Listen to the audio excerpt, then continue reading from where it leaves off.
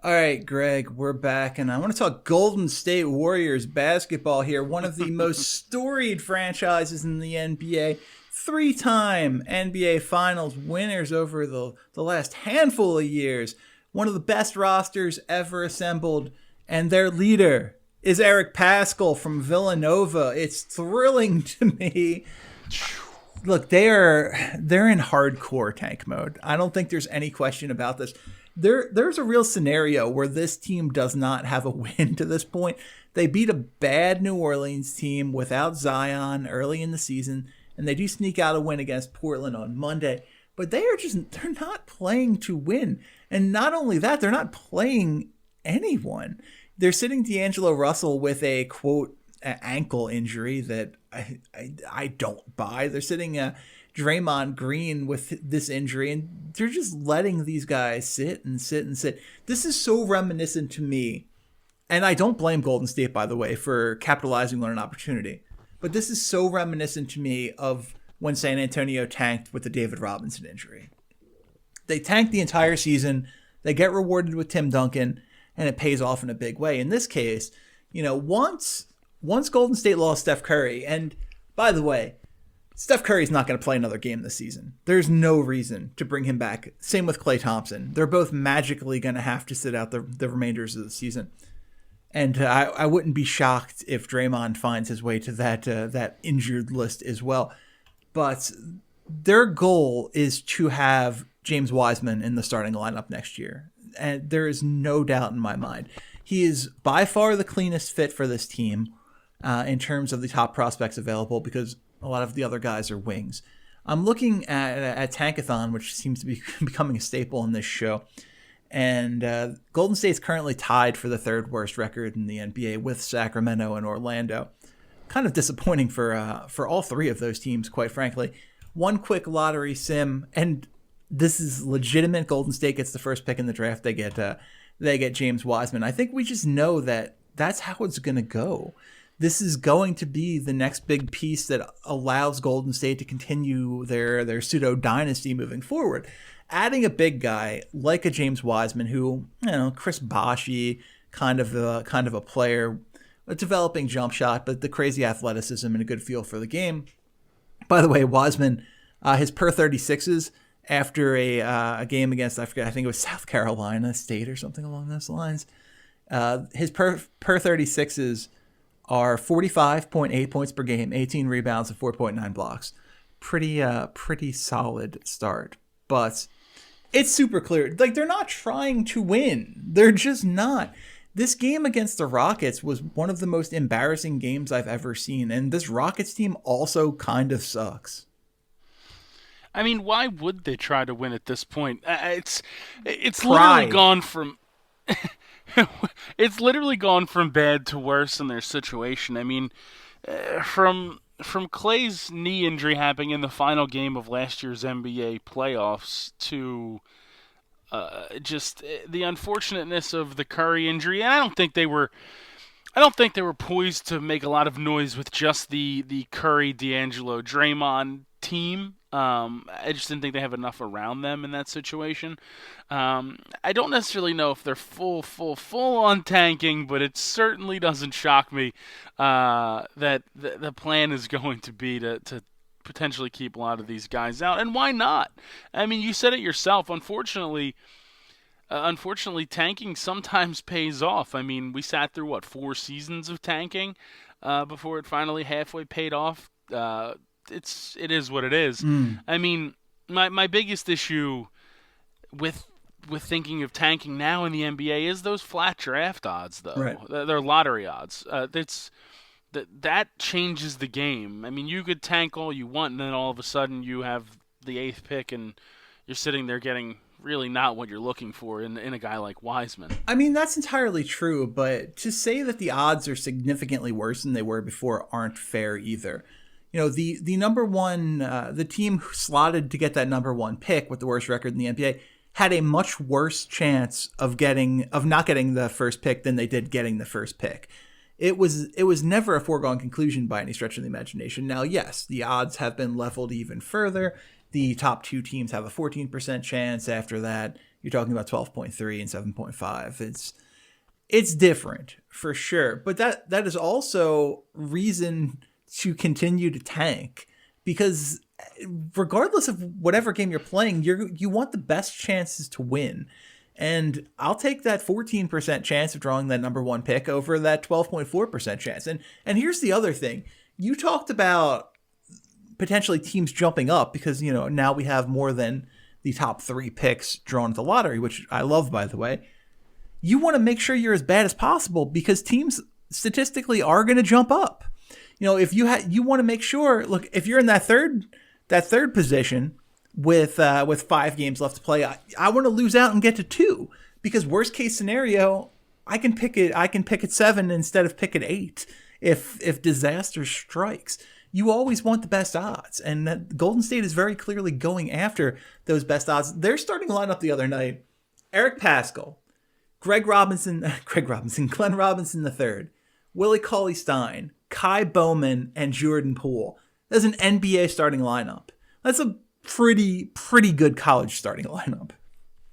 That's a very good college starting lineup. I mean, a couple Michigan guys, Villanova national champion, Willie Cauley-Stein with the Kentucky love. I mean, that's a solid college starting lineup. The problem is they had to play in the NBA, and that I was pretty convinced, according to SportsCenter, that Eric Paschall was the MVP of the league after that game the other night. He very well could be.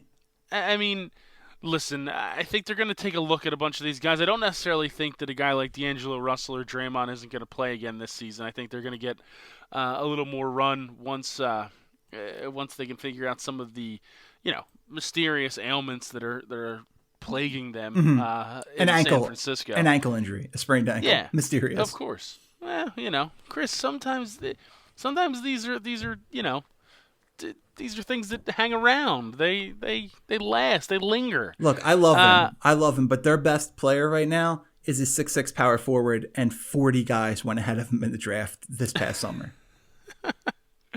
I hear you. But Kevon Looney's coming back, Chris. He's like 2 weeks away. I saw it on the bottom line. That changes nothing for me. Absolutely. Kevon Looney, is he even a starter with this lineup? On that team, probably not. But, he's great off the bench. That's what we need him for. Oh, good. That Kevon Looney spark off the bench to get the Warriors going. They're 2-6 right now, 4th place in the Pacific. Honestly, I'm shocked. I saw over at Bovada they're still plus 7,000 and the 16th most likely team to win the championship. Shocked by that. Sprinkle a little bit on there just in case. You never know. Yeah, if they somehow manage to keep this close, there's just a lot of bad teams in the NBA. I mean, we see them night in and night out. They have a chance to keep it going and sneak in at that 8th seed. I can't even say that realistically. way. It's just not going to happen. It's so clear and obvious how terrible this team is, and it's purposeful. It makes you think. It makes you really think, like,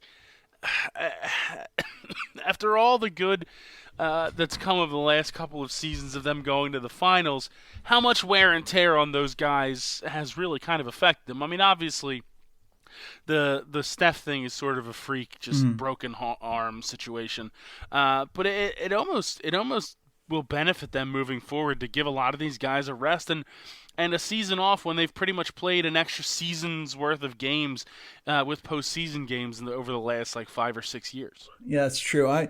It's Steve Curry certainly in no threat of losing his job, but I thought he was the best coach of all time. And the good news is, I don't know if you caught this news today, but if Kerr were to magically be fired, there is a great option for him. I saw that Trump and Mark Burnett are talking about doing a apprentice White House. Oh. So Steve Kerr can jump right on that. And maybe focus on running the country. I don't know. Just me. I'm more concerned about the reality television. And by the way, I've used this joke 20 times today. But I think we can pretty much guarantee the first season, and this is serious, by the way, there is legitimate talk about an apprentice White House show that would air immediately after our current president left office. And super serious. Don't need to make a joke about that. But I don't know if Bovada's got the odds on this one. But the first season winner is going to be a guy named Badamir Luton. I mean, it's just so absurd. It's so ridiculous. I don't understand. And you know what's crazy? Yeah. Do you know the ratings that show would get? Oh, it'd be ridiculous. Just through the roof. Yeah, ridiculous. You thought Roseanne had crazy ratings? That that show would get absolute. It would be the highest watched show of all time. It would beat the finale of MASH. First of all, great reference. Do you know? Okay, bonus points here. I will concede. Oh, this is giant stakes, Gregory. Giant stakes. I will concede defeat in this segment, and as we know, I am undefeated to this point through 45 episodes. I will concede defeat if you know the name of the theme song for MASH. I have no idea. The song is called "Suicide is Painless," Gregory. Well, that's morbid. Yeah. And now, actually, you know what? I did know that, but I would have never come up with it. I've heard that before. Can't come back to it. I remain undefeated. I understand. Good. I'm glad you concede I'm undefeated. So the one thing that I think is interesting here about this Warriors thing, I mentioned that plus 7,000 at Bovada feels like an odd that maybe hasn't been updated yet. Because they're certainly not that good at this point. And in fact, when you go to just the Pacific Division, they're the fifth most likely team to win at plus 8,000. So Jesus, the math there doesn't quite add up. Not a little bit. And how scary is it that we're in a Pacific Division where the Warriors trail, teams like the Sacramento Kings and why am I spacing on the Phoenix Suns, the resurgent Phoenix Suns, in terms of likelihood to win the division? Might be the best, if the Suns are real, that might be the best division in basketball. I mean, it's certainly turned upside down after the past 6 years of basically Warriors dominance and Suns futility. Yeah, it's a really, really good division. I mean, the Western Conference in general is just flat out outstanding. I mean, you're talking about a team like Portland that has two guys who are, all-star caliber. Lillard's all-NBA talent year in and year out. They're sitting outside of the top 8. I know we're only 7 or 8 games into the season, so that really doesn't matter. But, I mean, you're talking about a stacked division, and thank God that the team that you cheer for is in the Eastern Conference. Yeah, well, so right now, the Pacific Division has the number 1, 4, and 5 seeds in the Western Conference playoffs. And again, this is the smallest of small sample sizes, with the Lakers at 1, the Suns at 4, and the Clippers at 5. The Atlantic Division actually mirrors that in the Eastern Conference, with the Celtics at 1, the Sixers at 4, and the Raptors at 5. I mean, at this point, we should just... The fact that the Sixers aren't in first place of their own division 7 games into the season, I think we should consider firing Brett Brown. That's just me. I'm just going to throw it out there. Bringing back Jim Lynam, baby. Oh, well, thank God. Maybe D-Lynam. I don't know. Wow, what a reference. Yeah, I mean, the NBA is it's going to be an interesting, weird season. I don't know.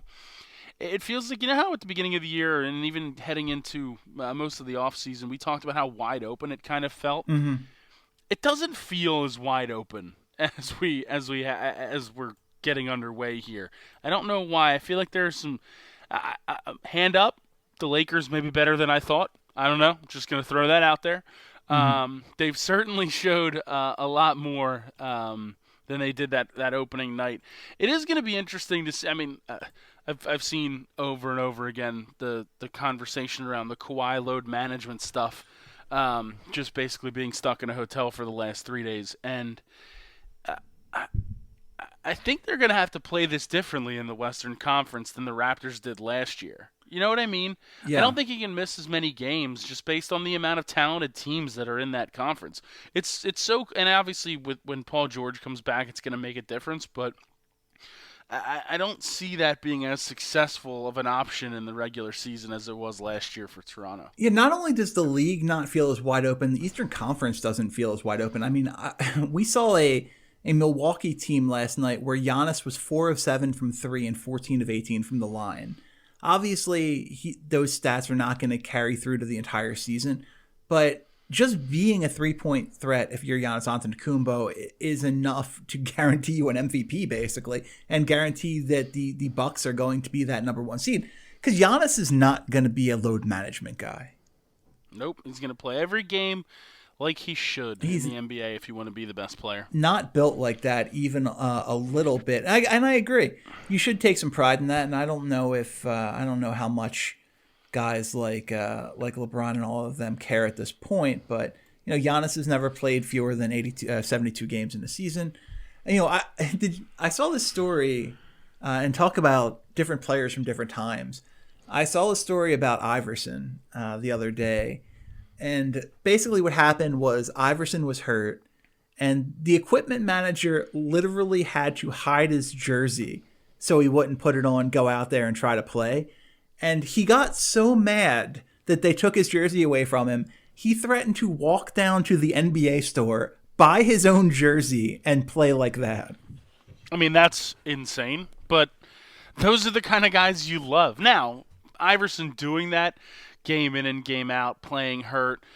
I mean, the year they went to the finals, the dude was a walking injury. I mean, I remember them talking about they'd have like the infographic of his body up on the screen, and it'd be like hip pointers, sore shoulder, like hurt ankle. It was literally every part, like sore knee.